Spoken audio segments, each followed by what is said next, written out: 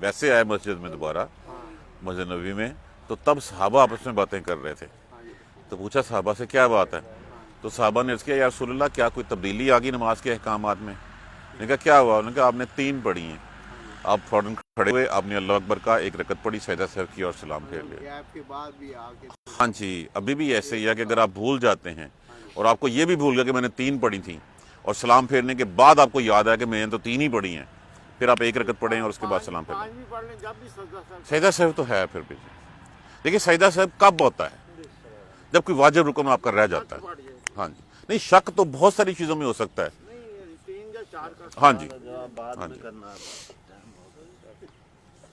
اعوذ باللہ من الشیطان الرجیم، بسم اللہ الرحمن الرحیم، الحمدللہ رب العالمین والصلاۃ والسلام علی خاتم النبیین، اللہم صلی علی محمد وعلی آل محمد کما صلیت علی ابراہیم وعلی آل ابراہیم انک حمید مجید، اللہم بارک علی محمد وعلی آل محمد کما بارکت علی ابراہیم وعلی آل ابراہیم انک حمید مجید، رب اشرح لی صدری ویسر لی امری واحلل عقدۃ من لسانی یفقہوا قولی۔ ایک چیز مجھے صبح پڑھتے پڑھتے احساس ہوا کہ 3 دفعہ جو ہے وہ ان کے جنگیں ہوئی ہیں جو میجر ہمیں نظر آتی ہیں۔ ایک جیسے میں نے عرض کیا تھا جالوت کی، ایک اس کے بعد بخت نصر کی، اور تیسری ٹائٹس کی۔ لیکن جب ہم اس کو ڈیپ سٹڈی کرتے ہیں تو یہ جو ایک لفظ ہے نا وَلِيَدْخَلُوا الْمَسْجِدَ كَمَا دَخَلُوهُ أَوَّلَ مَرَّةٍ، تو یہاں سے ہمیں جالوت والی بات آؤٹ آف کویسچن ہو جاتی ہے۔ کیوں ہو جاتی ہے؟ یہ مسجد الحرام بنی، مسجد الاقصی بنی کب تھی؟ حضرت سلیمان علیہ السلام کے دور میں، اور بخت نصر کا واقعہ اس سے پہلے ہو چکا ہوا تھا۔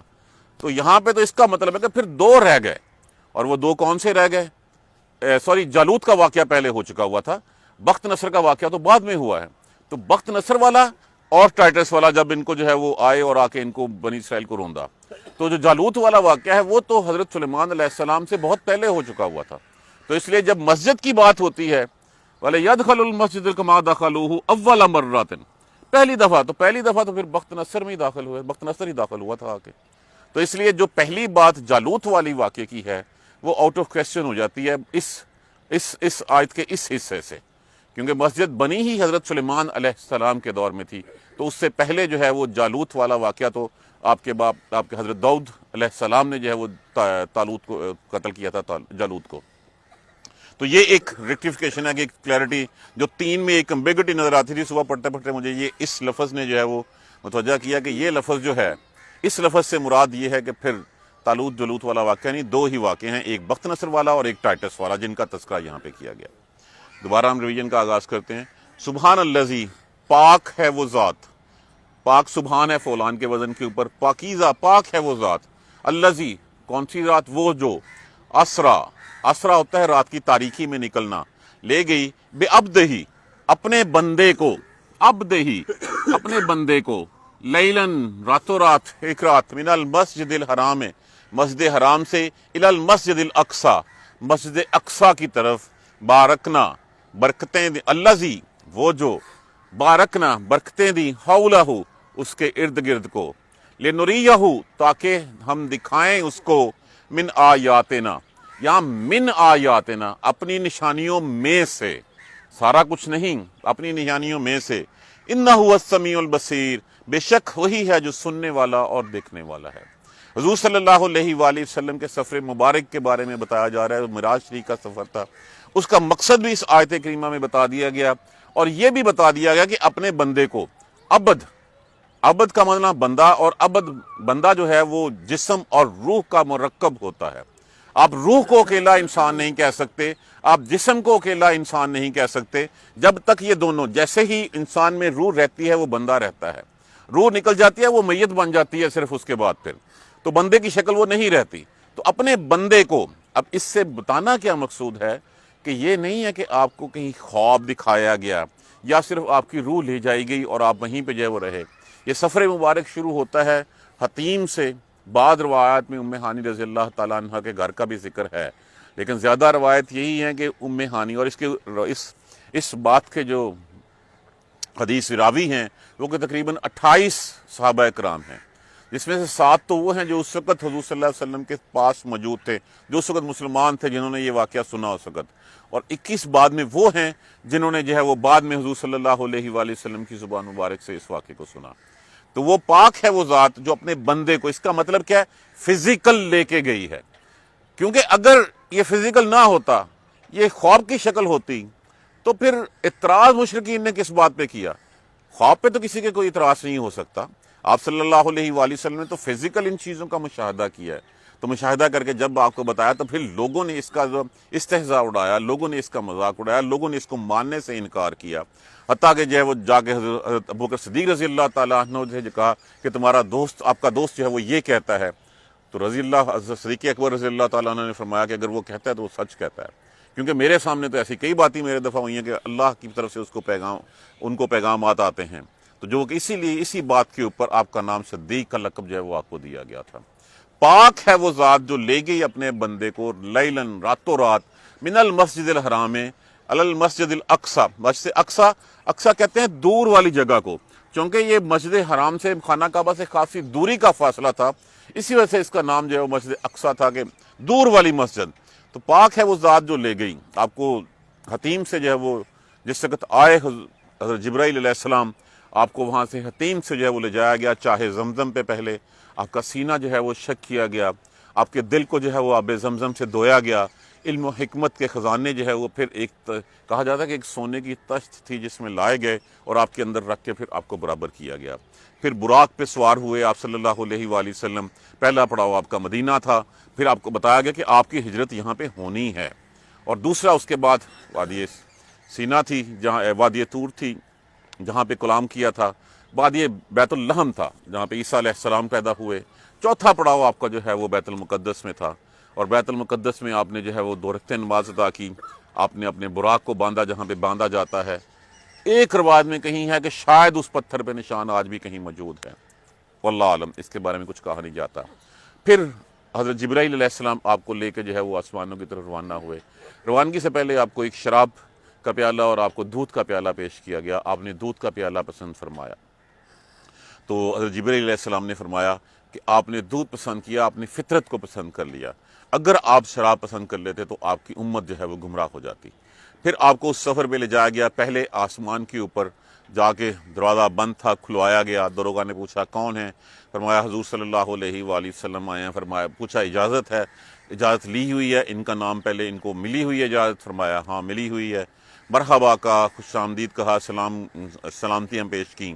آپ نے وہاں پہ ایک شخصیت دیکھی جو مکمل انسانی جسم کا ایک نمونہ تھی، ان کے دائیں اور بائیں کچھ پرچھائیاں تھیں، جب وہ دائیں دیکھتے تو بہت خوش ہوتے، بائیں دیکھتے تو پھر وہ آبدیدہ ہو جاتے۔ تو جب پوچھا، وہ آدم علیہ السلام تھے، دائیں طرف دیکھتے تو اپنی اولاد کو نیک اعمال کرتے ہوئے دیکھ کے بڑے خوش ہوتے کہ میری اولاد میں سے نیک لوگ ہیں، بائیں طرف دیکھتے تو بائیں طرف جو ہے وہ آپ آبدیدہ ہو جاتے کہ وہ لوگ جو اللہ کی نافرمانیوں میں مشغول ہیں ان کو، وہاں ان سے ملاقات ہوئی۔ اس کے بعد سفر جو ہے وہ شروع ہوا، آپ دوسرے، تیسرے، چوتھے، پانچویں، چھٹے آسمان کی طرف ہوتے ہوئے فائنلی جو ہے وہ سدرۃ المنتہی بیت المعمور تک پہنچے۔ بیت المعمور کیا ہے؟ بیت المعمور خانہ کعبہ کے اوپر فرشتوں کا جو قبلہ ہے اس کو بیت المعمور کہا جاتا ہے۔ یہ بیت اللہ ہے، خانہ کعبہ، اور بیت المعمور بالکل اس کے اگر آپ اوپر دیکھیں، اوپر جو ہے خط تک بالکل اس کے اوپر جو ہے وہ بیت المعمور واقع ہے۔ یہاں پہ فرشتوں کی عبادت ہوتی ہے، فرشتے جو ان میں داخل ہوتا ہے 70,000 کے قریب فرشتے داخل ہوتے ہیں، 70,000، اور پھر 70,000 فرشتوں کی ساری عمر دوبارہ باری نہیں آتی وہاں پہ۔ دیکھا تو ایک بہت ہی باغ و بہار شخصیت جو ہے وہاں پہ جو ہے وہ ٹیک لگا کے بیٹھی ہوئی ہے، وہ حضرت ابراہیم علیہ السلام تھے۔ حضرت ابراہیم علیہ السلام سے ہونے کے بعد، اپنے جد امجد سے ملنے کے بعد، آپ صلی اللہ علیہ وآلہ وسلم بیت المعمور سے پھر حضرت جبرائیل علیہ السلام نے کہا اب اس کے بعد سے جو ہے وہ سدرۃ المنتہا تک پہنچے۔ اب سدرۃ المنتہا کے بعد کہا کہ اب اس کے بعد میری حد ختم ہو جاتی ہے، اس کے بعد آگے جاؤں گا تو میرے پر جل جائیں گے۔ رسول اللہ صلی اللہ علیہ وسلم نے پوچھا کہ جبرائیل یہ کیا بے وفائی کہ اب یہاں تک لائے ہو اور یہاں پہ ساتھ چھوڑ کے جا رہے ہو؟ فرمایا کہ نہیں، یہاں سے آگے میری حد ختم ہو جاتی ہے، یہی وہ ہے سدرۃ المنتہا جہاں پہ جو احکامات اللہ تبارک و تعالیٰ کی طرف سے آتے ہیں وہ آگے یہاں سے جو ہے وہ ٹرانسفر کیے جاتے ہیں۔ اور یہاں سے جو نیکیاں جو بلائیاں جو ہیں وہ اوپر جاتی ہیں وہ ساری کی ساری سدرۃ المنتہا تک پہنچتی ہیں، پھر اللہ کے حضور پیش کی جاتی ہیں۔ اسی حساب سے ہم اس سدرۃ المنتہا کو ایک پوسٹ آفس کی حیثیت کا نام دے سکتے ہیں کہ سارا کچھ یہاں سے وہاں آتا ہے اور وہاں سے پھر آگے آتا ہے، کیونکہ اس سے آگے عالم خلق کا داخلہ نہیں ہے۔ عالم خلق کیا ہے؟ جو بھی اللہ کی مخلوق ہے، اللہ کی مخلوق اس سدرۃ المنتہا اس بیریئر کو کراس نہیں کر سکتی الا اگر اللہ نہ چاہے تو یہاں سے پھر حضور صلی اللہ علیہ وآلہ وسلم، دیکھیے اللہ تبارک و تعالیٰ جب اپنے انبیاء کرام کو مشاہدات کروانا چاہتا ہے تو وہ چیز اس طرح پیش کی جاتی ہے، اس طرح چیز وہ لائی جاتی ہے کہ جو ان انبیاء کرام کی کان سن سکیں، آنکھیں دیکھ سکیں، جو مشاہدے میں ان کے آ سکے۔ یہ تو اللہ تو ہر جگہ ہے، اللہ کس شکل میں ہے، کیسے ہے، یہ نہیں۔ جیسے کلیم اللہ حضرت موسیٰ علیہ السلام سے جب کلام کیا تھا تو اللہ تبارک و تعالیٰ نے اپنی آواز کو اس لیول پہ لائے تھے جہاں پہ موسیٰ علیہ السلام اس آواز کا بوجھ جو ہے وہ سہار سکیں۔ اور جب موسیٰ علیہ السلام نے خواہش کی کہ میں دیکھنا چاہتا ہوں تو کہا نہیں دیکھ سکے گا آپ، ہاں اگر تو پھر بھی اس پہاڑ کی طرف دیکھتا رہے، اگر اس کو تو جو ہے وہ پہاڑ کو جو ہے وہ دیکھتا رہا میں تو پھر جو ہے تو مجھے دیکھ سکے گا۔ ایک تجلی اللہ تبارک و تعالیٰ کی ذات نے ڈالی اور وہ پہاڑ ریزہ ریزہ ہو گیا اور موسیٰ علیہ السلام بے ہوش ہو کر گر پڑے۔ تو وہ دیکھیے اللہ تبارک و تعالیٰ اپنے آپ کو جو دکھانا چاہتے ہیں، جو سنوانا چاہتے ہیں، وہ اس قابل کرتے ہیں اس کو کہ اللہ بندہ اس کو سن سکے اور دیکھ سکے۔ نہیں تو یہ ساری چیزیں انسان کی نہ سماعت میں آ سکتی ہیں، نہ انسان کی بصارت اس کو دیکھ سکتی ہے۔ اب وہاں پہ کس حالات میں اللہ تبارک و تعالیٰ کے اور اس کے پیارے رسول کے درمیان راز و نیاز ہوئے؟ آپ جو روایات میں آتا ہے کہ آپ سب سے پہلے جا کے آپ نے جو ہے وہ پروٹوکول، آپ نے سلام پیش کیا۔ سلام کس شکل میں پیش کیا؟ التحیات للہ والصلوات، تمام سلامتیاں، تمام پروٹوکولز، تمام جو ہے وہ آداب، ہر چیز جو ہے وہ کس کے لیے؟ للہ، اللہ ہی، التحیات للہ والصلوات، اور تمام سلامتیاں، والطیبات، اور تمام پاکیزگیاں۔ یہ تھا جا کے جو ہے وہ پہلے آداب، کورنش بجا لانے کا انداز جو کہا جاتا ہے، تفاسیر میں مفسرین کرام نے لکھا ہے۔ آگے سے پھر کہا گیا ایھا النبی، اے نبی، ایھا النبی رحمۃ اللہ وبرکاتہ، آپ پر اللہ کی رحمتیں اور اللہ کی برکات ہوں۔ تب کہا جاتا ہے کہ اس وقت جو ہے وہ پھر فرشتوں نے یا پھر ندا آئی، التحیات للہ والصلوات والطیبات، السلام علیکہ ایھا النبی رحمۃ اللہ وبرکاتہ، السلام علینا، ہم پر بھی سلامتی ہو، وعلی عباد اللہ الصالحین، اور تمام اللہ کے صالح لوگوں پر سلامتی ہو۔ اس کے بعد آپ صلی اللہ علیہ وآلہ وسلم نے وہ گواہی وہاں پہ پیش کی جس گواہی کے لیے آپ کو دنیا میں مبعوث کیا گیا تھا، اور وہ گواہی جو پیغام ہر نبی کو دیا گیا تھا، وہ پیغام کیا تھا؟ اشہد ان لا الہ الا اللہ واشہد ان محمد الرسول اللہ۔ تو جو کلمہ حق آپ کو جو ہے وہ دنیا میں کہنے کے لیے گیا تھا، آپ واحد نبی ہیں، واحد اللہ کے پیارے رسول ہیں جنہوں نے اس کی گواہی اللہ سبحانہ تعالیٰ کے سامنے بھی دی۔ پھر خلوت میں کیا راز و نیاز ہوئے اللہ تبارک و تعالیٰ بہتر جانتے ہیں۔ کہا جاتا ہے جب کوئی کسی کے گھر میں جاتا ہے تو پھر اس کو جو ہے وہ کچھ تحائف جو ہے وہ دے کے رخصت کیا جاتا ہے۔ تو آپ صلی اللہ علیہ وآلہ وسلم کو بھی کچھ تحائف دیے گئے۔ وہ تحائف کیا تھے؟ سورہ بقرہ کی آخری 2 آیتیں، کہ یہ اتنی جامع ہے کہ یہی بہت ہوتی انسان کے لیے۔ اس کے بعد آپ صلی اللہ علیہ وآلہ وسلم کی امت کے بارے میں ارشاد فرما دیا گیا کہ اگر آپ کی امت میں سے کسی نے شرک نہ کیا تو اللہ باقی تمام اس کی برائیاں جو ہے غلطیاں کوتاہیاں معاف فرما دے گا۔ اور تیسرا تحفہ اللہ تبارک و تعالیٰ نے یہ آپ کو دیا کہ اگر امت محمدیہ کا شخص، پہلے کیا ہوتا تھا؟ ایک بھلائی کے کام میں ایک ہی نیکی ملتی تھی، تو یہاں پہ یہ چھوٹ دی گئی کہ ایک نیکی کو بڑھا چڑھا کے 10 بھی لکھا جائے گا، اللہ کی رضا سے وہ 70 بھی ہوں گی، 700 تک، یا جتنی چاہے اللہ جو ہے وہ لکھ سکتا ہے۔ اور گناہ کے بدلے میں کہا گیا اگر نیکی سوچی جائے گی تو وہ لکھ لی جائے گی، چاہے وہ نیکی کی ہے یا نہیں کی ہے۔ یہ نہیں ہے کہ وہ نیکی نہیں کی اور بعد میں اس نیکی کو مٹا دیا گیا، نہیں، نیکی سوچ لی اللہ تبارک و تعالیٰ کے ہاں وہ لکھی گئی، نیکی کر لی، اس کے بعد اللہ نے کتنا اس کا اجر دینا ہے، 7 دینا ہے، 70۔ دیکھیے ہم خود سوچ لیں کہ جب ہم گھر میں نماز پڑھتے ہیں تو کتنی نیکیاں ملتی ہیں، جب ہم مسجد میں آگے دیکھتے ہیں کتنی ملتی ہیں۔ یہ تو وہ چیزیں جو ہمیں بتا دی گئی ہوئی ہیں۔ اور گناہ اگر سوچ لیا تو لکھا نہیں جائے گا، گناہ تب لکھا جائے گا جب وہ فعل سرزد ہو گیا، اور وہ فعل سرزد ہونے کے بعد ایک ہی بار لکھا جائے گا، اور پھر لکھنے کے بعد اگر بندہ توبہ کر لیتا ہے تو وہ پھر مٹا بھی دیا جائے گا۔ تو یہ اللہ تبارک و تعالیٰ کی طرف سے تیسرا تحفہ یہ دیا گیا۔ اور پھر ایک بڑی بات ہے کہ وہ شخص بہت ہی بدقسمت ہے جس کی اکائیاں اس کی دہائیوں سے بڑھ جائیں۔ اللہ نے تو تمہارے ایک ایک کو کیے ہوئے کو 10 70 700 پتہ نہیں کتنا گناہ لکھ لیا ہے، اور گناہ تمہارے جو ہے وہ ایک گناہ کو ایک ہی لکھا، اور جب تم نے توبہ کر لی تو وہ بھی مٹا دیا۔ اس کے باوجود اگر اکائیاں جو ہیں وہ دہائیوں سے بڑھ جائیں تو بدقسمتی کی اس سے بڑھ کے اور انتہا کیا ہو سکتی ہے۔ چوتھی چیز، آپ کو 50 نمازوں کا جو ہے وہ تحفہ دیا گیا۔ آپ وہاں سے واپس جب لے کے یہ تحائف لے کے واپس آئے تو موسیٰ علیہ السلام چھٹے آسمان پہ ملے، پوچھا کیا لائے ہو، کیا ملا، کیا تحفے ملے ہیں؟ فرمایا یہ۔ اچھا 50 نمازیں، تو کہا جائیں اللہ کے پاس جا کے اللہ کے حضور جو ہے وہ درخواست کرنے کے میری امت اتنی نمازوں کا بوجھ نہیں سہ سکے گی۔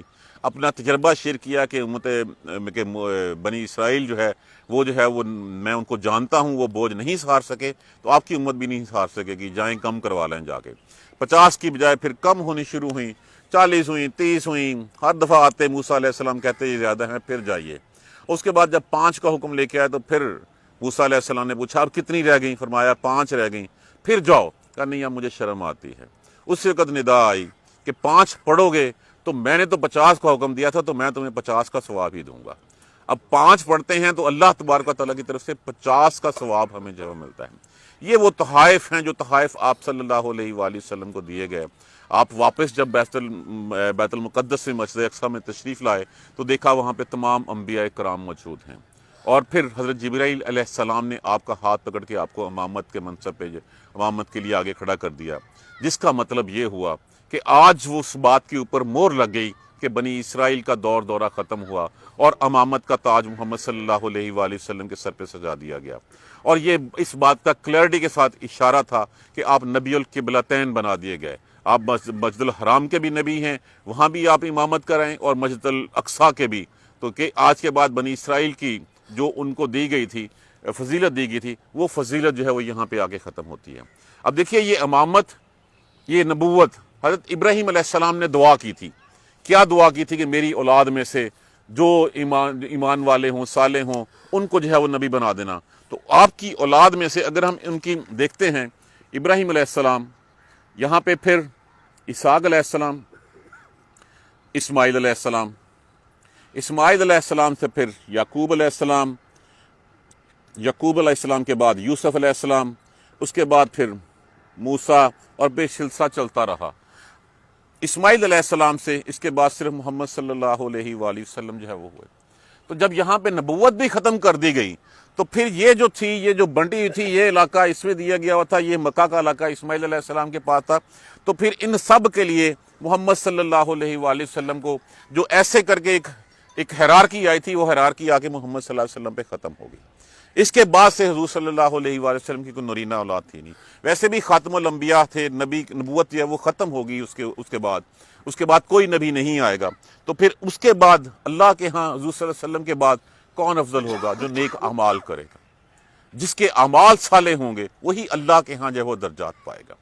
آپ نے دعا کی، آپ نے نماز پڑھائی، اور نماز کے بعد واپس آپ خطیم میں جو ہے وہ اسی طرح براق پہ سوار ہوئے اور خطیم میں جو ہے وہ تشریف لے آئے، اور پھر آپ نے جب لوگوں کو بتایا تو لوگوں نے اس کا استہزاء اڑانا شروع کیا۔ آپ صلی اللہ علیہ وسلم نے پھر اس کے جواب میں وہ ثبوت ان کو دیے۔ کچھ لوگ وہاں پہ جو ہے وہ تاجر آئے ہوئے تھے شام کے، انہوں نے کہا اچھا اگر آپ کہتے ہیں کہ آپ بیت المقدس سے مسجد اقصیٰ سے ہو کے آئے ہیں، وہ عمارت کا رنگ کیسا ہے، وہ عمارت کس طرح کی بنی ہوئی ہے؟ تو حضور صلی اللہ علیہ وسلم فرماتے ہیں کہ ایک دفعہ تو میرے دل میں خیال آیا کہ مجھے وہ چیزیں یاد نہیں ہیں، لیکن اللہ تبارک و تعالیٰ نے درمیان میں سے پردہ ہٹا دیا، اور ہٹانے کے بعد میں نے ایک ایک چیز بیت المقدس کی، مسجد اقصیٰ کی، ان سب کو بیان کر دی، اور انہوں نے تصدیق کی کہ ہاں یہی وہ چیزیں ہیں جو اسی طرح کی عمارت ہے جس کے بارے میں حضور صلی اللہ علیہ وآلہ وسلم فرما رہے ہیں۔ پھر آپ نے واپسی پہ آتے ہوئے جو ہے وہ کسی قبیلے کا ایک قافلہ جو ہے وہ آ رہا تھا، آپ نے یہ بھی بتایا کہ فلاں منزل کے اوپر فلاں قبیلے کا قافلہ آ رہا ہے، اس کے فلاں آدمی کے برتن سے میں نے پانی بھی پیا تھا، اور فلاں آدمی کا گھٹنا جو ہے وہ ایسے بھی تھا۔ تو یہ ساری نشانیاں بتائیں۔ لوگ یہ دیکھنے کے لیے مکہ سے باہر نکلے کیا محمد کی یہ بات سچ ہے صلی اللہ علیہ وآلہ وسلم کی۔ باہر نکلے اور وہ قافلہ جو ہے وہ جب پہنچا تو انہوں نے وہ ساری باتوں کی تصدیق کی جو آپ صلی اللہ علیہ وآلہ وسلم۔ اگر یہ خواب ہوتا تو پھر اس کی تکذیب نہ ہوتی، اگر یہ خواب ہوتا تو یہ لوگوں کے لیے آزمائش نہ ہوتا۔ یہ چونکہ ایک حقیقت تھی تو اس لیے فرمایا گیا کہ یہ جو مشاہدہ کروایا گیا آپ کو، یہ مشاہدہ لوگوں کے لیے ایک آزمائش سے بڑھ کے کچھ نہیں ہے۔ یہ ہے وہ معجزہ جس کا تذکرہ جو ہے وہ اس سورہ مبارکہ کی پہلی آیت کریمہ میں جو ہے وہ کیا گیا ہے۔ کس لیے؟ لِنُرِيَّهُ مِنْ آیاتنا، تاکہ ہم دکھائیں اپنی نشانیاں۔ اب نشانیوں میں سے کیا دکھایا گیا؟ نشانیوں میں سے جیسے میں ڈیٹیل میں پہلے عرض کر چکا ہوں کہ بے نمازیوں کا حال بتایا گیا، ان کا سر کچلے جا رہے تھے وہاں پہ۔ یہاں پہ بھی جو نماز نہیں پڑھتا، اللہ کے آگے سر نہیں جھکاتا، وہ دنیا کی ٹھوکروں میں پڑا ہوا ہوتا ہے۔ تو جس کا سر یہاں پہ بھی جو ہے وہ ٹھوکروں میں ہے، وہاں پہ بھی تھوڑوں سے ان کا سر جو ہے وہ جا رہا تھا۔ پھر سود خوروں کا انجام، اپنے پیٹ میں سانپ بچھو برتے چلے آ رہے ہیں۔ پھر بخیل لوگوں کا انجام دکھایا گیا۔ ان سب کی چیزیں، ان کا مشاہدات آپ کو دکھائے گئے تاکہ وہ نشانیاں آپ صلی اللہ علیہ وسلم دیکھ لیں کہ واللہ بے شک وہی ہے جو سمیع بصیر۔ یہ مختصراً معراج کا واقعہ جو ہم نے پہلے جو ہے وہ ڈیٹیل میں جو ہے وہ کیا۔ وَآتَيْنَا مُوسَى الْكِتَابَ، اور دی ہم نے موسیٰ کو کتاب، وَجَعَلْنَاهُ، اور بنایا ہم نے، ہدًى لِبَنِي اسرائیل، ہدایت کس کے لیے؟ بنی اسرائیل کے لیے۔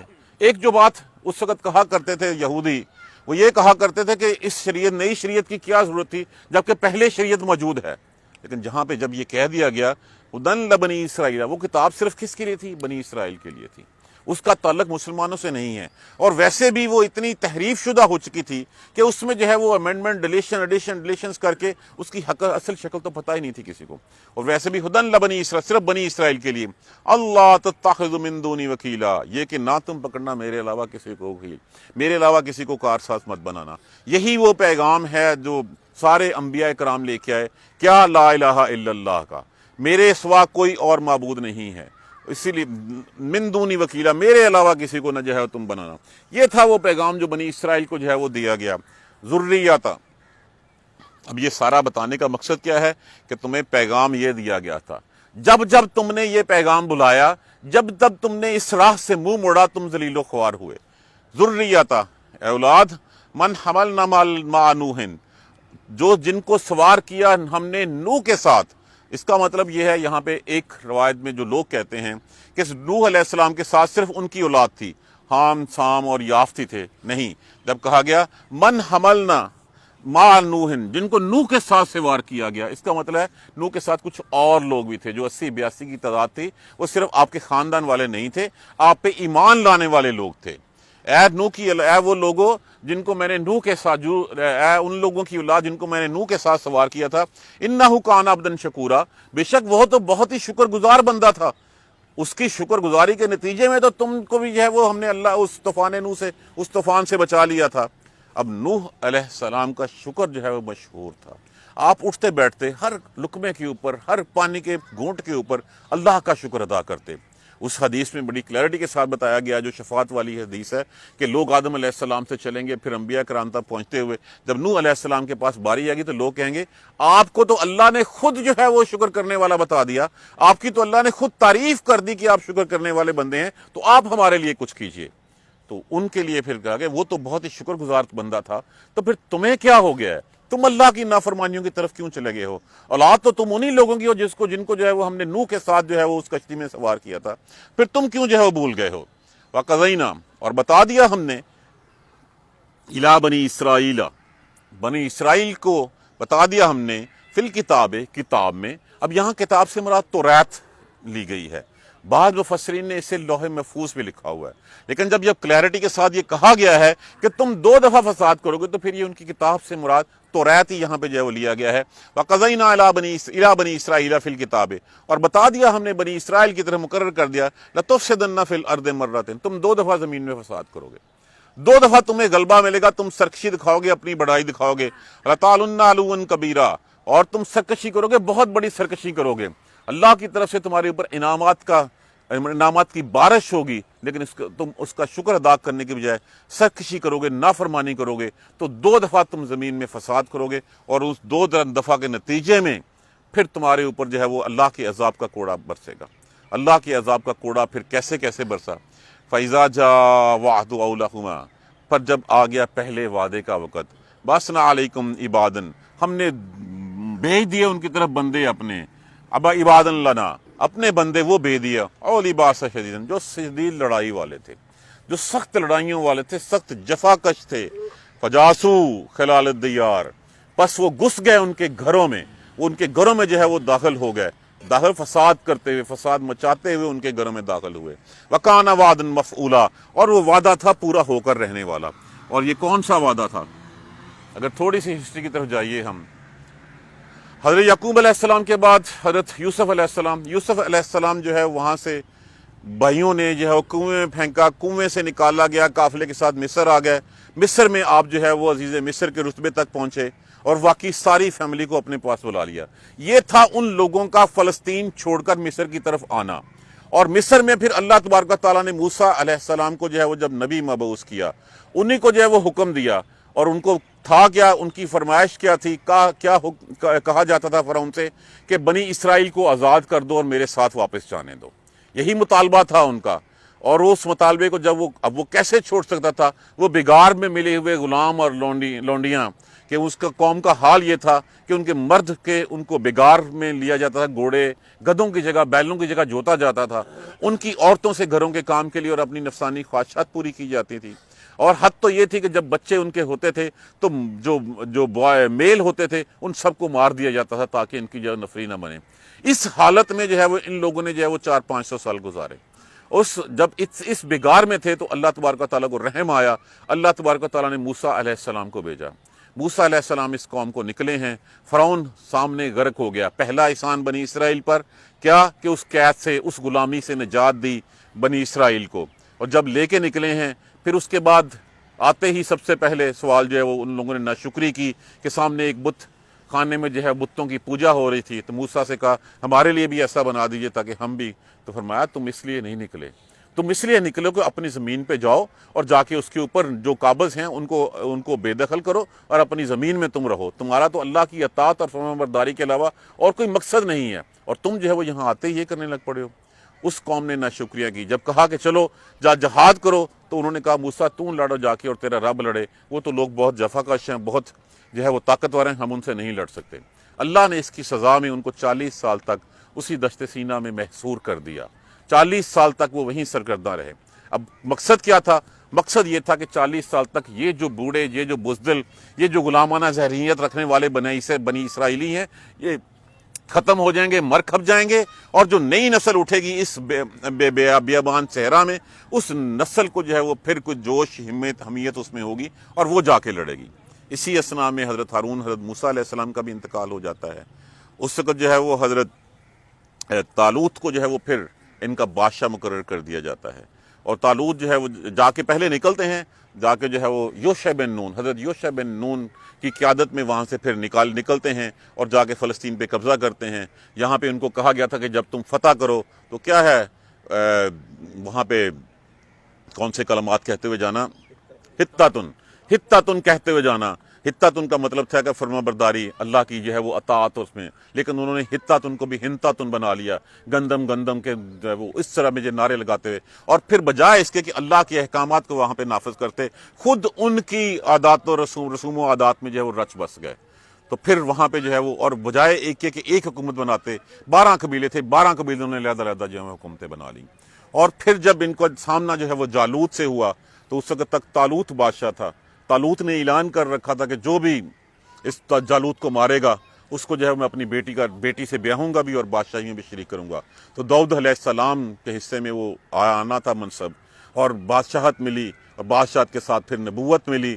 جالوت کو قتل کیا انہوں نے، اور اس کے بعد سلیمان علیہ السلام کا جو دور تھا وہ ایک سنہری دور تھا ان کے لیے، اور یہ تقریباً کوئی خاصے بہت لمبا عرصے تک چلا، اور اس وقت اسی دوران مسجد اقصیٰ جو ہے وہ تعمیر ہوئی۔ اور مسجد اقصیٰ تعمیر ہونے کے بعد جیسے ہی سلیمان علیہ السلام دنیا سے تشریف لے گیا، ان کے دونوں بیٹوں میں پھوٹ پڑی، ایک نے اسرائیل کے نام سے جو ہے وہ ریاست بنا لی، ایک نے یہودیہ کے نام سے ریاست بنا لی، اور پھر یہاں سے ان کے زوال کا جو ہے وہ آغاز ہوتا ہے۔ اس زوال میں پھر جو ہے وہ باری آتی ہے، بخت نصر آتا ہے۔ جب یہ اخلاقی گراوٹ کا شکار ہوتے ہیں تو بخت نصر آتا ہے اور آ کے جو ہے وہ ان سب کو مار کے جو ہے وہ چلا جاتا ہے۔ 6 لاکھ یہودی کہا جاتا ہے کہ اس دور میں جو ہے وہ قتل ہوئے تھے، اور 6 لاکھ سے زائد نفوس کو جو ہے وہ اپنے ساتھ غلام بنا کے لے گیا تھا، اور غلام بنا کے جب لے گیا تو اور اس نے اینٹ سے اینٹ بجا دی۔ پتہ نہیں کتنے ہزار گاڑیاں تھیں جن گاڑیوں پہ بیت المقدس اور مسجد اقصیٰ کا سامان جو ہے وہ لاد کے لے جایا گیا۔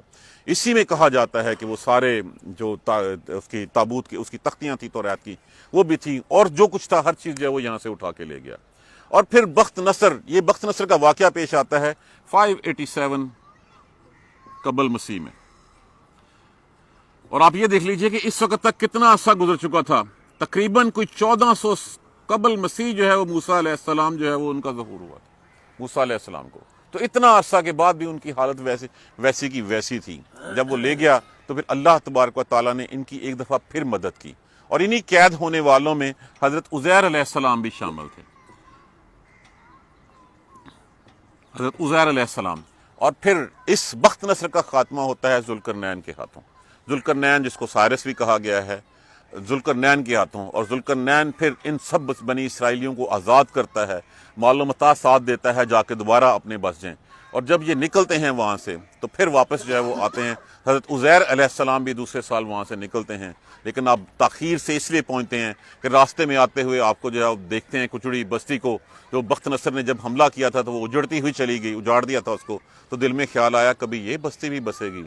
تو اللہ تبارک و تعالیٰ نے آپ کو جو ہے وہ نیند میں سلا دیا. 100 سال تک آپ سوئے رہے. جب 100 سال بعد دوبارہ آپ کو اٹھایا تو اس وقت پوچھا گیا کتنا سوئے رہے. انہوں نے کہا دن کا کچھ حصہ. انہوں نے کہا دیکھو اپنے گدھے کی طرف. گدھے کی حرف دیکھا تو وہ ہڈیوں کا ڈھانچہ پڑا ہوا تھا, جبکہ کھانے میں سے کہا جاتا ہے اسی طرح جو ہے وہ گرم بھاپ نکل رہی تھی. پھر آپ کے دیکھتے ہی دیکھتے وہ ہڈیاں جڑنی شروع ہوئیں. ہڈیاں جڑنے کے بعد ان کے اوپر گوشت چڑھنا شروع ہوا, گوشت کے اوپر کھال چڑھی, اور کھال چڑھ کے اس میں روح ڈگے. اسی طرح گدھا جو ہے وہ اٹھ کے کھڑا ہو گیا اور چلنے پھرنے لگا. تو کہا اس طرح ہم کیا کرتے ہیں. آپ سوئے تھے, یہ بستی بھی ہم نے ویسے کر دی, اور یہ جس طرح یہ گدھا ہمارے سامنے کیا گیا ہے, آپ کے سامنے کیا گیا ہے, اسی طرح جو اللہ تبارک و تعالیٰ کرے گا. عزیر علیہ السلام واپس آئے. عزیر علیہ السلام نے پھر اس قوم میں ایک نئی دعوت کی تحریک جو ہے وہ دی, اور ایک سلطنت کی بنیاد رکھی جس کا نام تھا مکابی سلطنت. اور مکابی سلطنت اس وقت تک کی تمام دنیا, جو معلوم دنیا تھی, اس کے اوپر اس کی حکمرانی تھی. اور یہ دور, یہ طاقت جو ہے حضرت سلیمان علیہ السلام کی حکومت سے بھی کہیں زیادہ تھی. اور یہ اتنا جو ہے وہ اتنی طاقتور جو ہے وہ قوم کہلائی گئی تھی. انہوں نے حضرت عزیر علیہ السلام کو دنیا سے جانے کے بعد اللہ کا بیٹا بنا لیا. اللہ کے سامنے جس وقت عزیر علیہ السلام تھے تب تک ٹھیک تھا, جیسے اس دنیا سے تشریف لے گئے آپ کو جو ہے وہ اللہ کا بیٹا بنا لیا. تو یہاں سے پھر ان کے زوال کا آغاز جو ہے وہ پھر ہوتا ہے. پھر اس کے بعد ان کی زوال آتی ہے, اور پھر جا کے ٹائٹس آتا ہے. ٹائٹس آ کے 70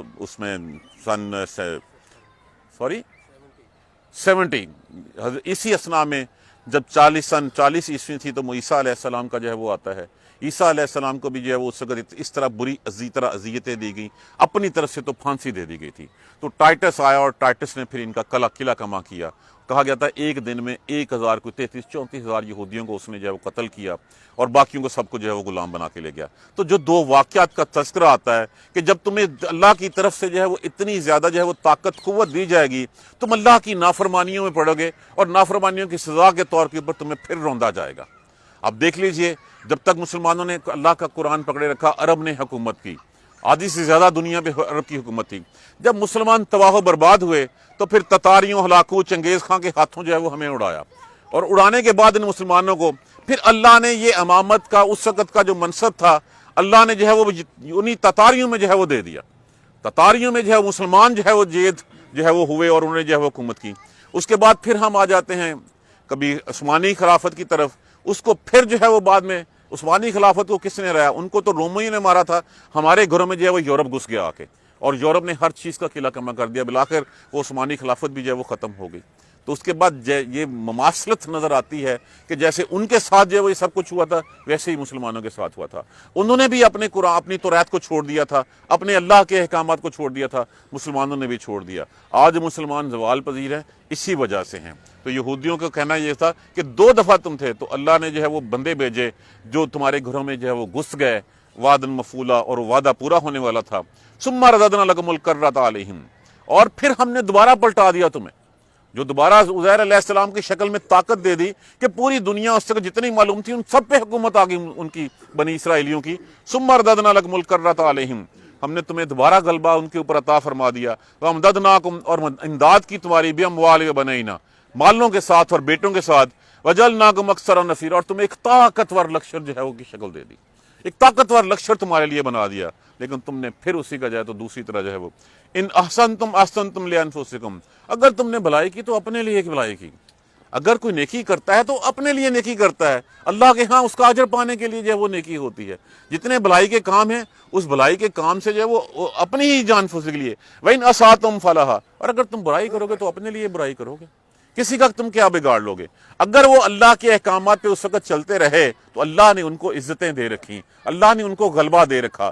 جب انہوں نے اللہ کے احکامات سے منہ پھیرا تو پھر اللہ نے، جو کہ انہوں نے بدیاں، انہوں نے گناہ اپنی ہی ذات کے لیے کیے تھے، تو اللہ نے اس کا صلہ ان کو اسی دنیا میں ان کی سزا جو ہے وہ دے دی۔ فَإِذَا جَاءَ وَعْدُ الْآخِرَةِ، پھر جب آ گیا دوسرے وعدے کا وقت۔ اب یہ دوسرا وعدہ، پہلا وعدہ تو یہ تھا فَإِذَا جَاءَ أَوْلَاهُمَا، پہلا وعدہ، پھر یہ دوسرا وعدہ، دوسرا وقت مقرر ہو گیا۔ کون سے دو وقت؟ جس کے لیے کہا گیا تھا کہ تم زمین میں فساد کرو گے مرتين، دو دفعہ۔ یہ دونوں دفعہ جو ہے وہ بار بار یہاں پہ بتائے جا رہے ہیں۔ فَإِذَا جَاءَ وَعْدُ الْآخِرَةِ، پھر آیا جب دوسرے وعدے کا وقت، لِيَسُوءَ، کہ وہ بگاڑ دیا جائے، وجوہکم، چہرے ان کے، وَلَا يَدْخُلُ الْمَسْجِدَ، اور وہ داخل ہو جائیں مسجد میں، کما دخلوہ، جیسے وہ داخل ہوئے تھے پہلے، اول مرۃ، پہلی مرتبہ، وَلِيُتَبِّرُوا مَا عَلَوْا تَتْبِیرًا، تاکہ ان کو اجاڑ کے رکھ دیا جائے غلبہ پا کے۔ تو جو پہلی دفعہ ہوا تھا، دوسرے دفعہ کا جب آیا، اس لیے تاکہ ان لوگوں کے چہروں کو بگاڑا جائے جنہوں نے اللہ کی نافرمانیاں کی ہیں، جنہوں نے اللہ کو، اس کے رسول کے احکامات کو چھوڑ دیا ہے، اور وہ پھر آئے اور پھر اسی طرح تباہ و برباد کر دیا جائے۔ اس کے بعد پھر ایک بات کہی جا رہی ہے، اب یہ آخری موقع ان کو دیا گیا۔ عسیٰ ربکم، عسیٰ کا معنی ہوتا ہے ہو سکتا ہے، ممکن ہے، شاید ہے، امید ہے۔ عسیٰ ربکم، ہو سکتا ہے کہ پروردگار تمہارا، ان یرحمکم، کہ وہ تم پر رحم فرمائے۔ کس طرح رحم فرمائے؟ کہ اگر تم جو ہے وہ اس رسول کے اوپر ایمان لے آؤ گے، رسول محمد، رسول عربی صلی اللہ علیہ وآلہ وسلم کا کلمہ پڑھ لو گے، ان کی تعلیمات پر چلو گے، تو ہو سکتا ہے اللہ تمہارے اوپر رحم کر دے۔ اب دیکھ لیجئے، کچھ ایک قلیل تعداد کے علاوہ باقی سب نہیں رہے۔ فرمایا کیا گیا؟ عسیٰ ربکم ان یرحمکم، ہو سکتا ہے کہ تمہارا پروردگار تمہارے اوپر رحم کرے۔ وَإِنْ عُدْتُمْ، اور اگر تم نے ویسے ہی کیا، کیسے کیا؟ جیسے تم پہلے کرتے آئے تھے، عُدْنَا، تو پھر ہم بھی ویسے ہی کریں گے۔ انہوں نے ویسے کیا، ویسے ہی نافرمانیاں کی، رسول اللہ صلی اللہ علیہ وسلم کے خلاف جو ہے وہ سازشیں کی، آپ کو شہید کرنے کی کوششیں کی۔ کون سی ایسی اذیت تھی جو آپ کو نہیں دی؟ تو پھر یہ جو عُدْنَا جب کہا گیا، پھر ہم بھی ویسے ہی کریں گے، تو بنو قریظہ، ان کے ساتھ کیا ہوا؟ بنو نذیر کے ساتھ، بنو قینقاع کے ساتھ ان کو جو ہے وہ جلا وطن کیا گیا۔ بنو قریظہ کو پہلے جو ہے وہ جلا وطن کی اور رہے، لیکن احد میں جب انہوں نے جو ہے بدترین عہد شکنی کی، تو پھر ان سب کو قتل کرنے کا حکم دے دیا گیا، حتیٰ کہ عرب میں ان کا وہاں سے نام و نشان مٹا دیا گیا۔ ان کو ایک کہہ دیا گیا تھا وَإِنْ عُدْتُمْ، اللہ ہو سکتا ہے اللہ تمہیں معاف کر دے، تمہارے اوپر رحم فرمائے، لیکن اگر تم نے دوبارہ اپنی پرانی عادات کو، دوبارہ نافرمانیوں کو، انہی چیزوں کو کیا، اعادہ کیا، تم نے کیا، عدنا، ہم بھی وہی کریں گے۔ پھر اللہ نے جو کام پہلے ان کے ساتھ کیا تھا، وہی عذاب کا کوڑا ان کے اوپر اس دنیا میں برسایا۔ اور اس کے بعد سے آپ دیکھ لیجئے، عرب سے نکالے گئے، اس کے بعد پھر کبھی یہ ہٹلر کے ہاتھوں مارے گئے، کبھی کسی کے ہاتھوں مارے گئے۔ ان کی تعداد ایک خاص حد سے زیادہ کیوں نہیں بڑھی؟ دیکھیں یہ کب سے ہیں؟ حضور صلی اللہ علیہ وآلہ وسلم کی بنی اسرائیل، موسیٰ علیہ السلام کی تعلیمات آپ 1400 قبل مسیح ہیں۔ اس کا مطلب ہے کم از کم جو ہے وہ 3000 سال ہونے کو آئے ہیں۔ ان 3000 سالوں میں ان کی تعداد 1.5 کروڑ سے زیادہ کیوں نہیں بڑھی آج تک؟ اس لیے کہ یہ قوم نشان عبرت کے طور پہ رکھی گئی ہے۔ یہ ہے وہ بنی اسرائیل جس نے یہ سب کچھ کیا تھا، جس نے اللہ کی نافرمانیاں کی تھیں۔ مسلمان تو 1400 سال پہلے اللہ کا کلمہ پڑھا ہے، اللہ کے رسول کا کلمہ پڑھا ہے، اس کے بعد آج 1.5 ارب میں مسلمان ہمیں نظر آتے ہیں تقریباً، چاہے اخلاقی گراوٹ کا ہم شکار ہیں، لیکن ایک تعداد تو ہمیں نظر آتی ہے۔ تو بنی اسرائیل جو یہودی ہیں، وہ آج بھی ان کی تعداد 1.5 کروڑ سے زائد نہیں ہے، اور وہ پوری دنیا میں جو ہے وہ دھکے کھاتے پھر رہے ہیں۔ بظاہر ہمیں یہ نظر آتا ہے کہ وہ اس وقت وہ بڑے سٹرونگ ہیں، امریکہ ان کے ہولڈ میں ہے، یورپ ان کے ہولڈ میں ہے، نہیں۔ یہ قوموں کی جو حالتیں بدلتی ہیں وہ چند سالوں میں، 10-20 سالوں میں نہیں بدلتی۔ یہ جو ساری ہسٹری ان 2-4 آیات میں بیان کی گئی ہے، یہ تقریباً جو ہے وہ 2000 سال کی ہسٹری ہے۔ تو 2000 سال میں کتنی دفعہ ان کے ساتھ زوال آیا، آپ دیکھ لیجئے۔ اس سے پہلے ان کی فطرت یہ ہے، جو قوم ان کو پناہ دیتی ہے اسی قوم کے ساتھ ان کی لڑائی ہوتی ہے، وہی قوم ان کو مارتی بھی ہے پھر آج۔ اور اسی طرح ان کا انجام کیا ہوگا کہ عیسیٰ علیہ السلام جب دوبارہ اس دنیا میں تشریف لائیں گے، تو اس کے بعد سے یہ چن کے ایک یہودی کو قتل کریں گے۔ اگر کسی درخت کے پیچھے چھپا ہوا تھا تو درخت پکار کے کہے گا میرے پیچھے یہودی ہے، اس کو جو پکڑ لو اور مار دو۔ تو یہ انجام ہوگا، یہ ان کا دنیا میں بھی اور آخرت میں بھی۔ اور یہ سب کچھ ہمیں بتانے کا مقصد کیا ہے امت محمدیہ کو، کہ یہ ہیں وہ جن کے اوپر، یا بنی اسرائیل اذکروا نعمتی اللتی، یاد کرو وہ نعمتیں جو ہم نے تمہارے اوپر کی تھیں، فضلتکم علی العالمین، تمہیں فضیلت دی تھی تمام جہانوں کے اوپر۔ اب وہ فضیلت، اب وہ دستار، اب وہ پگ کس کے سر پہ ہے؟ امت محمدیہ کے۔ اب سب سے اشرف امت کون سی امت ہے؟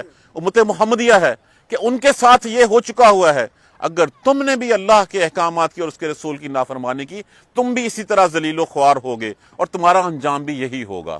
دیکھ لیجئے 1500 سال، 1400 کتنے 42 سال ہو گئے ہیں، ہم نے جب اللہ اور اس کے رسول کی رسی کو پکڑے رکھا، ہم نے اس دنیا پہ راج کیا۔ جب ہم نے چھوڑ دیا اس کے بعد سے ذلیل ہو۔ آج ہمارے قبلے بدلے ہوئے کیوں ہیں؟ کبھی ہمارا قبلہ یو ایس اے ہوتا ہے، کبھی رشیا ہوتا ہے، کبھی چائنا ہوتا ہے، کبھی ہم عرب کی طرف جو ہے وہ دیکھ رہے ہوتے ہیں۔ کیوں؟ اس وجہ سے کہ ہم نے اللہ اور اس کے رسول کو چھوڑ دیا، ہم نے قرآن کو چھوڑ دیا۔ ہم نے اگر قرآن چھوڑا ہے، سیرت طیبہ چھوڑی ہے، تو ہم تبھی ذلیل و خوار ہو رہے ہیں۔ دیکھیے آج بھی دنیا میں سب سے زیادہ ریسورسز کس کے پاس ہیں؟ مسلمانوں کے پاس۔ آئل کس کے پاس ہے؟ مسلمانوں کے پاس۔ منرلز کس کے پاس ہیں؟ مسلمانوں کے پاس۔ لیکن اس کے باوجود مسلمان کی ان کی اپنی عوام جو ہے اس کا فائدہ نہیں اٹھا سکتی، اس لیے کہ ہم نے وہ درس چھوڑ دیا ہے، ہم نے وہ سبق بھول گئے ہیں جس سبق کے لیے ہمیں پیدا کیا گیا تھا۔ زیادہ دور کی بات نہیں ہے، ایک چھوٹی سی اگزامپل میں نے کل بھی عرض کیا تھا۔ پاکستان کیا وعدہ کر کے لیا تھا ہم نے اللہ سے؟ لا الہ الا اللہ۔ ہم نے کہا تھا اللہ تیرے سوا کوئی معبود نہیں اور ہم اس مملکت میں تیرا دین نافذ کریں گے، یہی وعدہ لیا تھا ہم نے کیا تھا۔ اللہ نے ہمارے اوپر رحمتیں کی، ہمیں کیا کیا؟ اللہ نے جو ہے پھر ہمیں وہاں سے جو ہے وہ انگریزوں سے جو ہندوؤں کی غلامی سے نجات دی۔ ہم بنی اسرائیل بھی تو یہی وعدے کر کے وہاں سے جو وہ لائے گئے تھے۔ مسلمانوں نے بھی یہی وعدہ کیا لا الہ۔ کیا ہم نے اس لا الہ الا اللہ کی لاج رکھی ہے؟ کیا ہم نے وہ دین یہاں پہ نافذ کیا ہے؟ کیا اس کے احکامات ہم نے یہاں پہ جو ہے ان پہ عمل درآمد کیا ہے؟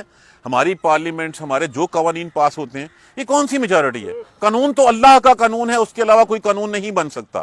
ہم اپنے تئیں جو ہے وہ جتنے مرضی قوانین بناتے رہیں، ان کو قوانین کو بنانے والے، دستخط کرنے والے، ان کو چننے والے سارے اسی طرح کے مجرم ہیں جس طرح وہ ہیں، کیونکہ کوئی بھی قانون اللہ کے احکامات کے بغیر پاس نہیں ہو، اللہ کے قرآن کے بغیر نہیں ہے۔ ہمارے لیے شریعت بھی وہی ہے، ہماری معیشت بھی وہی ہے، ہماری سیاست بھی وہی ہے، ہماری معاشرت بھی وہی ہے، ہماری تہذیب بھی وہی ہے۔ ہم اس کے علاوہ کسی اور طرف نہیں جا سکتے۔ کل کو اللہ جب پوچھے گا ہم سے کہ تم نے ایک وعدہ کیا تھا، میں نے تمہیں مملکت بھی دے دی تھی، تمہیں اقتدار بھی دے دیا تھا، تمہیں غلبہ بھی دے دیا تھا، کیا کیا تم نے اس وعدے کی لاج رکھی تھی؟ کیا ہم لا الہ الا اللہ کی لاج رکھ رہے ہیں؟ وہ دوسری بات چھوڑیے، اجتماعی طور پہ چھوڑیے، پہلے ہم اپنے آپ کو بدلیں، اپنے گریبان میں جھانکیں۔ کیا ہماری زندگیوں میں اس لا الہ الا اللہ کی لاج ہے؟ کیا ہم محمد الرسول اللہ کا کلمہ جو پڑھتے ہیں، ہم تو صرف زبان سے پڑھتے ہیں، ہم کہتے ہیں ہمارے رہنما ہیں، ہمارے امام ہیں، ہمارے پیشوا ہیں، ہمارے نبی ہیں، اگر میں ان کی تعلیمات کو نہیں مانتا تو پھر میں کس طرح کا ان کا پیروکار ہوں؟ میں صرف مفت میں زبانی کلامی صرف نعرے لگانے کی حد تک رہ گیا ہوں، جو نعرے لگاتا ہوں ان کے، ترانے گاتا ہوں ان کے، لیکن جو وہ کہہ کے گئے ہیں وہ میں نہیں کرتا۔ کیا کہہ گئے تھے؟ کہا گیا تھا جھوٹ مت بولو، چھوڑ دیا بولنا ہم نے۔ کہا گیا تھا وعدے مت توڑو، چھوڑ دیے ہم نے وعدے، تو وعدہ خلافیاں کرنی، امانت میں خیانت مت کرنا۔ یہ منافق کی نشانیاں، کون سی نشانیاں جو ہم میں نہیں ہیں؟ یہ ہمیں سارا سبق اس لیے پڑھایا جا رہا ہے کہ یہی کام بنی اسرائیل نے کیا تھا۔ بنی اسرائیل نے جب کیا تو اللہ نے یہ سزائیں دیں، اللہ نے لکھ کے بتا دیا ان کو، لیکن اگر تم نے بھی یہی کیا تمہارے ساتھ بھی یہی ہوگا۔ دیکھیے ان کا دور گزر گیا، انہوں نے نافرمانیاں کر لیں، اللہ نے ان کو سزائیں دنیا میں بھی دے دیں، آخرت کے لیے بھی ان کے لیے سزائیں تیار ہیں۔ کون سی سزائیں تیار ہیں؟ وَجَعَلْنَا جَهَنَّمَ لِلْكَافِرِينَ حَصِيرًا، اور نافرمانی کرنے والوں کے لیے ایک زندان خانہ ہم نے تیار کر رکھا ہے، ہم نے ایک قید خانہ تیار کر رکھا ہے، تو ان کے لیے تیار ہے۔ ہمارے پاس مہلت ہے، اللہ نے جو سانس کی چند لمحے، چند گھڑیاں ہمیں دی ہوئی ہیں، اس میں ہم اللہ سے معافی کر کے اپنے آپ کو واپس لا سکتے ہیں۔ اگر ہم واپس نہیں لائیں گے تو معاذ اللہ کل کو ہماری بھی مثالیں اسی طرح جو ہے وہ دی جائیں گی، اور آخرت میں جا کے ہم بھی اسی جو ہے وہ پڑے ہوں گے۔ تو یہ مختصراً ہے تو یہ سبق بہت لمبا، ہم پچھلے 5-7 دنوں میں صرف 8 ہی آیتیں پڑھ پائے تھے، لیکن یہ مختصراً ہے۔ پہلی بات بتائی گئی آپ صلی اللہ علیہ وسلم کو فضیلت کی بات، نبی القبلت ہیں، امام الانبیاء، اور پھر آپ کو جو مشاہدات کروائے گئے، آسمانوں کی سیر کروائی گئی، اس کا تذکرہ فرمایا گیا، اور پھر امتحان بنایا لوگوں کے لیے۔ آج بھی ہم میں سے اگر کوئی اس کے اوپر سوال اٹھاتا ہے، ایمان سے خارج ہے۔ جب یہ سفر ہے تو ہے، معراج شریف پہ جو آپ صلی اللہ علیہ وسلم نے فرمایا وہ سچ ہے۔ ہمیں اسی طرح ایمان لانا ہے جس طرح ہم محمد پہ ایمان رکھتے ہیں صلی اللہ علیہ وآلہ وسلم، جس طرح ہم اللہ پہ ایمان رکھتے ہیں، جنت دوزخ پہ۔ دیکھیے اگر دیکھ کے دلائلیں ہمارے مطالب کی دلیلیں مانگ کے ہم ایمان لائیں تو پھر ایمان بالغیب کیسا رہ گیا؟ ایمان بالغیب تو وہ ہے جو نبی کی زبان سے نکلا۔ ہم نے کبھی کسی نے فرشتے دیکھے ہیں؟ نہیں دیکھے۔ ہم اسی دن دیکھیں گے جس دن اسرائیل لین آئے گا، آؤ پائن چلیے، اس وقت ہمارے پاس کیا رہ جائے گا ہماری جھولی میں؟ اس وقت تو کچھ نہیں رہ جائے گا۔ جبرائیل علیہ السلام، فرشتوں پر ایمان، اللہ کی کتابوں، کتاب تو ہمارے ہاتھ میں ہے، اس کے باوجود ہم اس کے عمل نہیں کرتے، کتابوں پر ایمان، اللہ کے نبیوں رسولوں پر ایمان، جنت کے لیے جو ہے وہ جس کے لیے ساری عمر ہم تگ و دو کرتے رہتے ہیں، اس جنت پہ ایمان، اس جہنم پہ ایمان، روز محشر پہ ایمان۔ اگر یہ ایمان نہیں ہے ان میں سے کسی ایک میں سے، اسی طرح اگر ہم سفر مبارک، سفر معراج کے سفر کے اوپر شک کرتے ہیں تو ہمارا ایمان مکمل نہیں ہے۔ اس کے بعد پھر بنی اسرائیل کے قصہ بیان کیا گیا، 2 دفعہ کس طرح ان کو ذلیل و خوار کیا گیا طاقت دے کے۔ باری ہماری ہے، ہم نے کیا کرنا ہے؟ یہ ہم انڈیویجول لیول پہ چلیں گے تو پھر ایک فرد سے ہی معاشرہ بنتا ہے۔ اگر ہم یہ کہتے رہیں اچھا اس نے تو پھر میں اپنے آپ کو کبھی ٹھیک نہیں کر سکوں گا۔ اپنے گریبان میں پہلے جھانکیں۔ حل کیا ہے؟ حل اس کا یہ ہے کہ قرآن کو سمجھ کر پڑھیں۔ قرآن کو تو ہم نے طاق میں سجی ہوئی کتاب کی طرح رکھ دیا ہے کہ بس یہ طاق میں پڑی ہوئی ہے۔ ہمارے گھروں میں سب سے زیادہ مٹی جس کتاب پہ پڑی ہوتی ہے وہ یہ قرآن پاک ہی ہوتا ہے۔ ہم نے اس کو سجا کے رکھ دیا ہے، ضرورت پیش آتی ہے، کوئی حلف لینا ہو، کوئی وعدہ وعید کرنا ہو کسی سے، بچی بیانی ہو اس کے سر کے اوپر سے، یا جو ہے کوئی مرنے لگے تو کھول کے سورہ یاسین پڑھ لی جائے، یا رمضان 2-4 دفعہ پڑھ کے بڑکیں مار دی جائیں میں نے یہ کر لیا۔ یہ اس مقصد کے لیے نہیں ہے۔ قرآن تب تک نہیں جب تک ہم دیکھیں، ہمیں تو دوہرا اجر دیا گیا۔ ہم اجمی لوگ ہیں، ہم عربی زبان سے نابلد ہیں، ایک اس کو پڑھنے کا، ایک اس کو سمجھنے کا، ایک اس کو محنت کرنے کا، اللہ نے کتنے اجر ہمارے لیے رکھ دیے ہیں۔ اس کا حل صرف قرآن کو اپنے ہاتھ میں پکڑنا ہے۔ اگر ہم قرآن اپنی زندگی میں داخل نہیں کریں گے تو ہمارا انجام بھی وہ ہوگا۔ اللہ تبارک و تعالی ہمیں قرآن سمجھ کر پڑھنے اور اس پر عمل کرنے کی ہمت اور توفیق دے۔ جزاک اللہ خیر۔ سبحانک اللہم و بحمدک، اشہد ان لا الہ الا انت، استغفرک و اتوب الیک۔ اعوذ باللہ من الشیطان الرجیم، بسم اللہ الرحمن الرحیم۔ الحمدللہ رب العالمین، الحمدللہ رب العالمین، الحمدللہ رب العالمین۔ اللہم صلی علی محمد و علی آل محمد کما صلیت علی ابراہیم و علی آل ابراہیم انک حمید مجید۔ اللہم بارک علی محمد و علی آل محمد کما بارکت علی ابراہیم و علی آل ابراہیم انک حمید مجید۔ ربنا لا تؤاخذنا ان نسینا او اخطانا، ربنا ولا تحمل علینا اصرا کما حملتہ علی الذین من قبلنا، ربنا ولا تحملنا ما لا طاقۃ لنا به واعف عنا واغفر لنا وارحمنا انت مولانا فانصرنا علی القوم الکافرین۔ ربنا لا تزغ قلوبنا بعد إذ هديتنا وهب لنا من لدنك رحمة إنك أنت الوهاب رب اغفر وارحم وأنت خير الراحمين یا رب ارحمهما كما ربياني صغيرا یا رب ارحمهما كما ربياني صغيرا یا رب ارحمهما كما ربياني صغيرا۔ بیماروں کے لیے دعا کیجیے، اللہ تبارک و تعالیٰ سب کو صحت کاملہ نصیب فرمائے، سب کو صحت والی زندگی نصیب فرمائے۔ جو مسلمان اس دنیا سے تشریف لے گئے ہیں اللہ تبارک و تعالیٰ ان سب کی مغفرت بخشش فرما دے، جن کی مقصد بخشش اللہ کے ہاں ہو چکی ان سب کے درجات کو بلند فرما دے۔ دعا کیجئے بے اولادوں کے لیے، اللہ تبارک و تعالیٰ ان کو نیک اور صالح اولاد نصیب فرمائے۔ جن کو اللہ نے اولاد ایسی نعمت سے نوازا ہے ان کی اولادوں کو اطاعت گزار اور فرما بردار بنا دے، نیک بنا دے۔ جو قرض دار ہیں اللہ تبارک و تعالیٰ خزانہ غیب سے ان کے قرضے پورے فرما دے۔ اللہم اغفر لنا وارحمنا، اے اللہ ہمیں بخش دے، ہمارے اوپر رحم فرما دے۔ اللہم اغفر لنا وارحمنا، اللہم اغفر لنا وارحمنا، اللہم اہدنا الصراط المستقیم، اللہ ہمیں سیدھے راستے دکھا دے۔ اللہم اہدنا الصراط المستقیم، اللہم اہدنا الصراط المستقیم۔ ربنا تقبل منا انک انت السمیع العلیم وتب علینا انک انت التواب الرحیم۔ الحمدللہ رب العالمین، آمین یا رحمن۔